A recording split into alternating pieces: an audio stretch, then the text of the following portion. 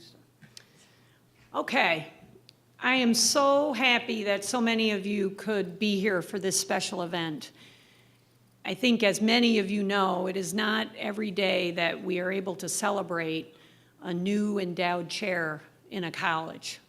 It's a pretty special and significant thing when you can add an endowed chair, endowed professor position within a college. So, we are here to recognize and begin to celebrate this new endowed chair, the Daniel D. Tessoni Chair in Accounting.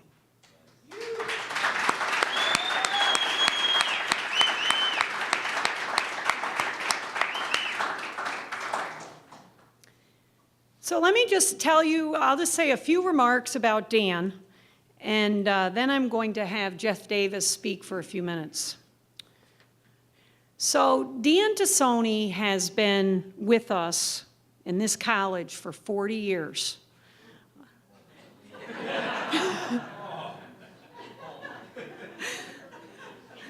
That was supposed to be something nice that I said.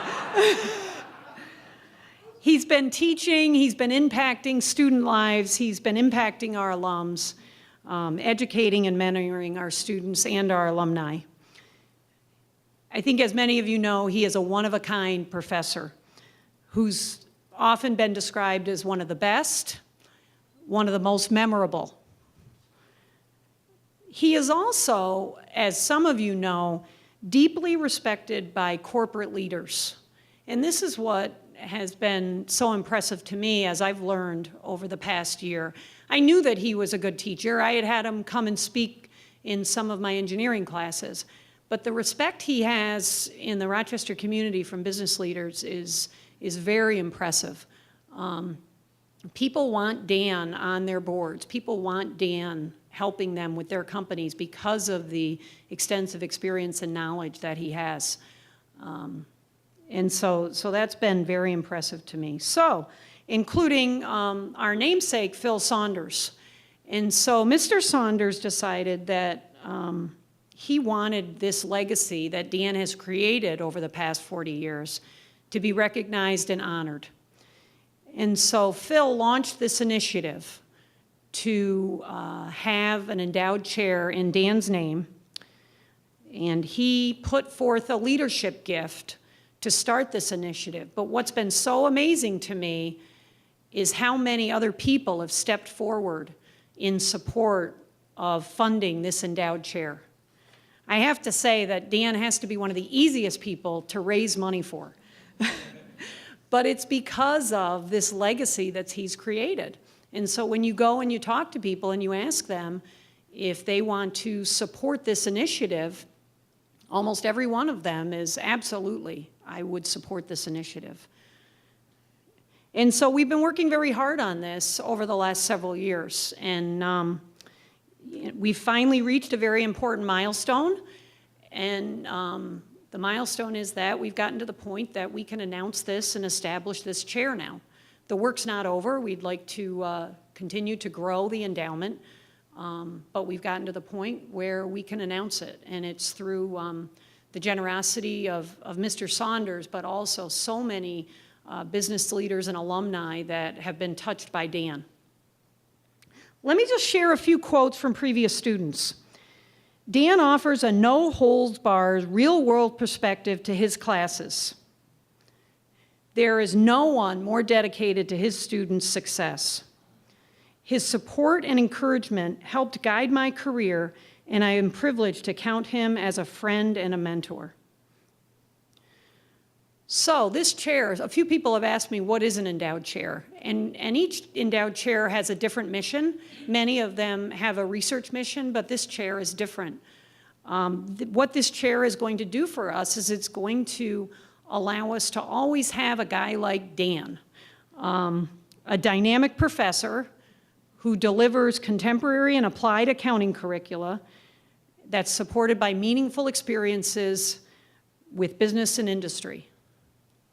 So that is kind of, in a nutshell, the mission of this particular chair. So with that, I am going to introduce Jeff Davis, who is our Associate Director of our EMBA programs. He is an alum of the EMBA program, the on-site program, Class 17, and he's going to say a few words. Jeff.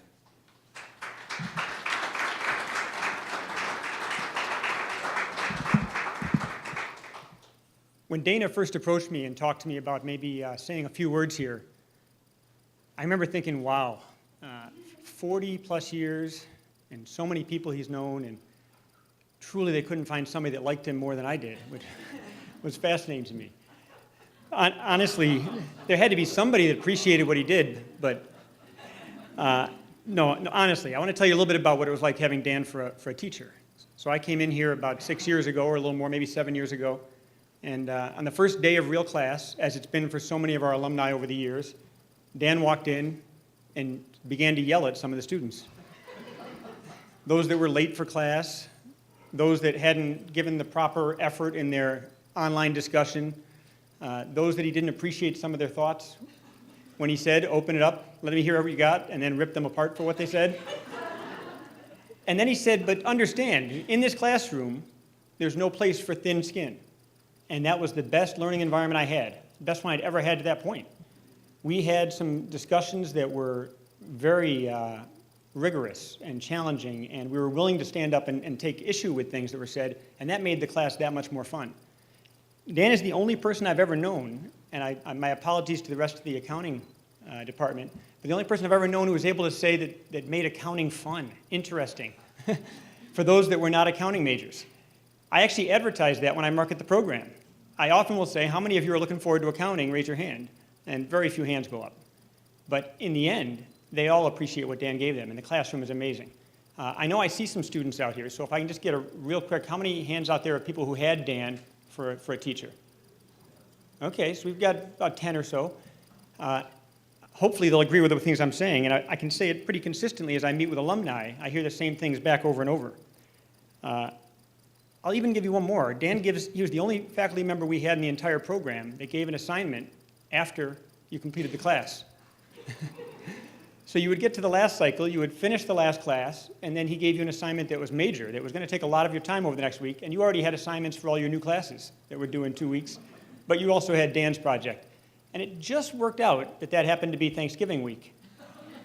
So I remember actually being with my family, and everybody celebrating Thanksgiving, except for me. I was in the basement studying, doing work, and listening to the recorded lectures of Dan Tessoni that I'd already heard. That's part of taking Dan's class. Everybody records Dan's lecture, and they then use that over and over as they learn more about the program, and they can't take it all in during one session, so they have to replay it. I know I talk to alumni still that listen to Dan's recordings years after they've taken the program. That's hard to imagine, but it's true. The other thing about Dan was that when we had him again, so we had him for accounting in the first term, and then the last term he came back and we got to experience Executive Leader Series. And Dan brought in some of his friends, some of the people that he knew in the community around Rochester. And of course that included Mr. Saunders, and Joe Labazzo, and Dennis Mullen, and Maggie Brooks, and Giovanni Ledestri, and Jim Salzano of Clark Shoes. I can go on and on. Ron Ricotta, Century Mold, the Sands family, Kitty Van Bortel, I'm going to forget a ton, Lauren Dixon. These are people that Dan brought to speak to us. In most cases, this was to speak to a classroom of 20 to 25 people. In some cases, Mr. Golisano, who would come. I hate to say it, but the Golisano College on the other part of the campus would contact us and say, is there any way that we can talk to him while he's here? Because he would come and talk to us. Unbelievable. And the experience that provides for the program is irreplaceable. So although I hate to disagree with our new dean, shortly after taking office, there will never be another Dan. The good thing is that this is in place to hopefully help us come as close as we can. I've got to tell you that we have 550 alum from the EMBA on campus and the EMBA online, which are becoming one program, as you're familiar. 550 alum. And the hardest thing that I think you could do as a faculty member is to teach that many people well and to have all of them consider you a friend. And I think Dan has done that beyond what you can even imagine. Each one of them feels a special connection to Dan because he has that unbelievable ability to make everybody feel special. to be at a meeting like he was last night, or at an event like last night, and be talking to Phil Saunders or Maggie Brooks or whoever, and stop to introduce one of his students to these people. And that's what Dan does and how he treats everybody. So I just want to say thank you to the best damn teacher I ever had. Thank you.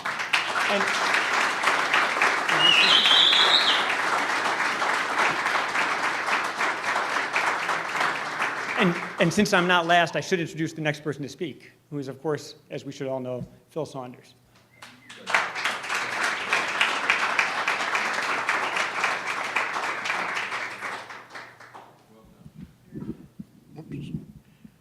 Well, I had many words to say last night about Dan, so I'm going to make it a little shorter today, which he'll appreciate. One reason why it'll be shorter is he talked to me the other day, looked me in the eye, and he says, don't say anything bad about me. So that alone really shortcuts the story.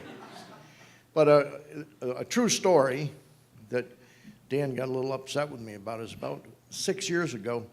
He called me one day and he says, I think they're going to fire me.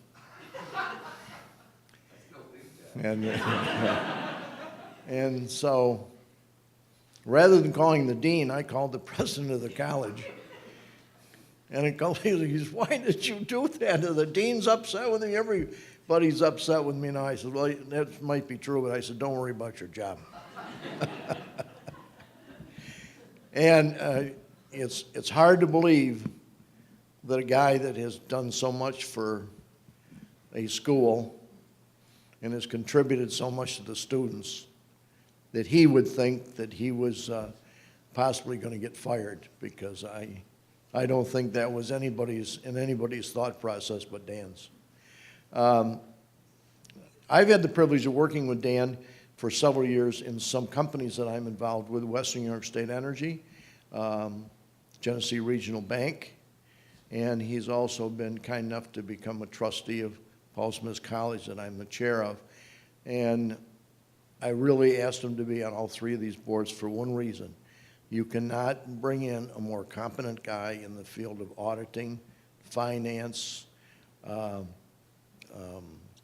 financial statements, year-end audits, working with the auditing firms, negotiating new contracts with them, so on and so forth.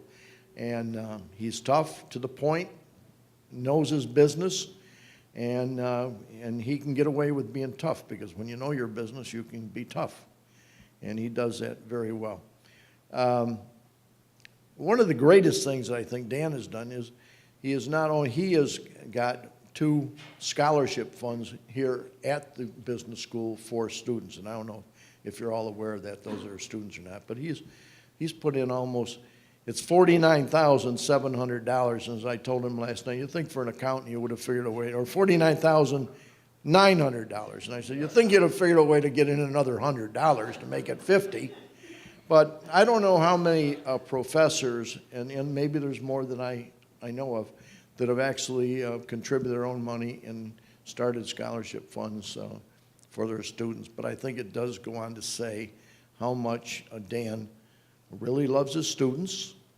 And that's another one of the reasons why I enjoy him, is he's always talking about his students, and which will make some of you not too happy in this room. He says, I hate tenure. And he says that's pleasing to some, but not to all. And he doesn't like writing papers and things like that. He just loves being with his students. And when you really sort it all out, I think that is probably the most important thing for a professor. And as I go around the country and I bump into people that have been through the school here, this is very true, I'll say, who is your most memorable teacher? And if they happen to be in one of Tessoni's classes, he's always one of the people they immediately mention. And sometimes when they don't, they say, well, we didn't have him for a teacher. And I say, well, that's your loss, because he's a great teacher. So I think that's enough said, and I think the chair is a great thing for Dan. I don't know how many contributors we've had in total to it, but I would guess it's over 50 or 60, which it's more than that. So which gives you an idea of the breadth of support that people have for this. Like, it wasn't 3 people like myself just stepping up and putting in all the money. This was a whole bunch of people, which I think makes it a more valuable chair, and it is really the first chair for the business school. I guess there's a couple other non-funded chairs or something I've heard about, but a chair that doesn't have a fund behind it, to me, isn't a chair. So at any rate, thanks for this little get-together today. It's nice being with the faculty and some of the students here. And then on the way in, I ran into Randy, the janitor, in the hallway. And, you know, even the janitor loves the school. He says, "This is my house, and I keep it clean," which makes you really feel good about a person like that with a great personality. And he lives for this place, which is good when it goes all the way down through the whole facility that you got people like that. And I'm sure Dan knows Randy too. Yeah, okay. So are you going to say a few words today, or? I believe I am. Okay, well, I guess it's time now.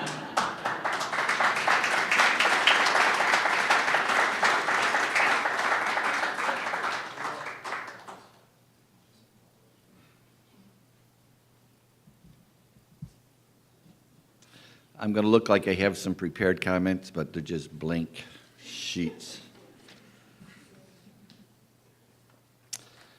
Okay. First of all, Jackie, thank you for the nice, kind words. Jeff, I have a change of grade for you. I have several of them, actually, so be careful. They don't always go up.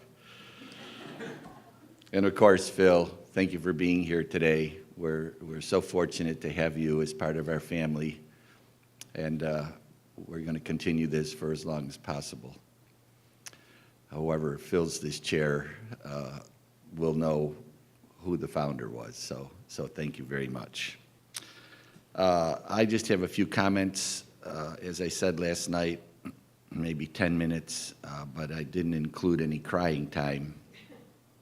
So look, if you start crying, I'll wait for you, all right?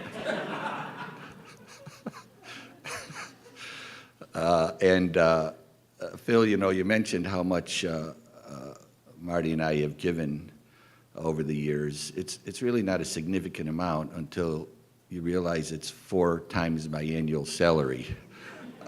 So then it has some real meaning behind it. I had several people last night come up to me with envelopes saying that I was retiring. I'm like, not quite yet. It's coming. But I just wanted to make a few comments. First of all, everyone in this room has contributed in some way to my being up here. I'm especially grateful to the staff who toil in this college day after day while I come in and out from the warm climates of Naples, Florida. So thank you all. We've all been together for a long time, and you've all been magnificently supportive of me and kind to me and friendly, and I so appreciate that. I don't remember being fired, although it did happen a few times, I'm sure, but the exit door was swinging. I'll never forget that. Dean Rao, for those of you who were there, called me. He's like, "Next time your friend wants to talk to somebody, don't have him call the president, have him call me." And I'm like, Ash, it's not my fault, all right? All right. I want to say a few words about the chair and very few words about my history here in the RIT environment. Okay, ready? I started at RIT on July 1st, Monday, I'll never forget it, 1974. So I don't know how many of you were born then, but probably very few of you. I started in the National Technical Institute for the Deaf, where I taught for 3 years, full-time, all hearing-impaired students. And believe me, these kind words that come from so many people about my teaching, that was the foundation. I was very, very influenced by a mentor and an icon in the deaf community, Robert Panera, who recently passed away. But he told me during my early days that no matter how long I did this, how many years, how many students, how many classes, that I always should remember that whoever I was teaching, it was the first time for them, and I should act like it was the first time for me. And that always, always stood as tremendous advice to me. Obviously, there are not too many things, I won't mention what any of them would be, that you do for 40 years that you maintain the same enthusiasm as you did the first time. But that's my MO. When I go into that classroom, whatever else is bothering me stays at the door. And those students are my focal point. So it's really helped me get to this point. I've been asked by many people what an endowed chair means. I don't know, but I'm about to find out, I think. I assume it means a big pay raise. What? All right, well, we're going to find some use of those funds. I'm going to share with you a brief part of the statement of intent that Phil and I developed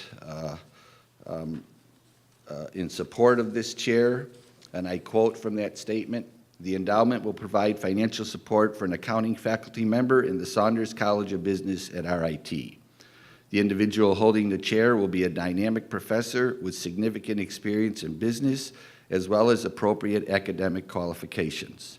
The holder of the chair will focus on teaching and on developing meaningful relationships with the accounting and business community.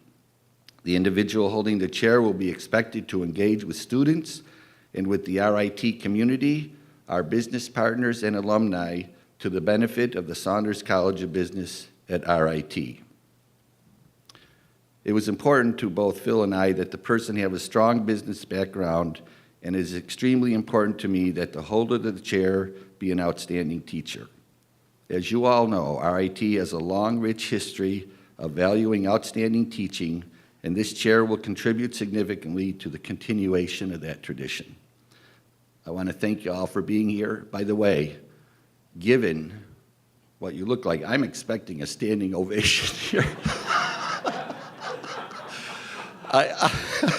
I was going to ask you all to sit down, but I don't know what you would have done, but I hope it's coming.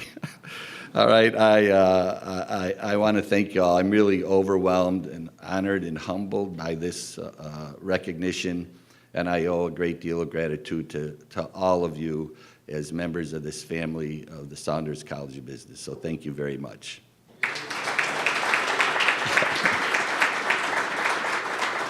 Thank you.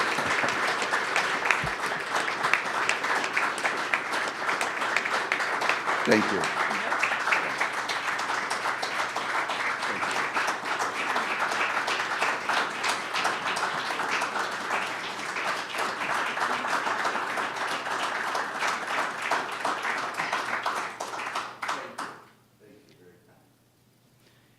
So Dan, once again, congratulations, not just for this honor, but really for the legacy that you've built, particularly with our students and our alumni and the Rochester business community.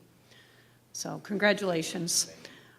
I also would like to just thank Dana Pierce. Where's Dana? Is Dana here? Dana has, as she always does, planned and managed perfectly 3 events in the last 24 hours. So it's incredible that she's still standing, but she does it with grace, and she does it well. So thank you, Dana.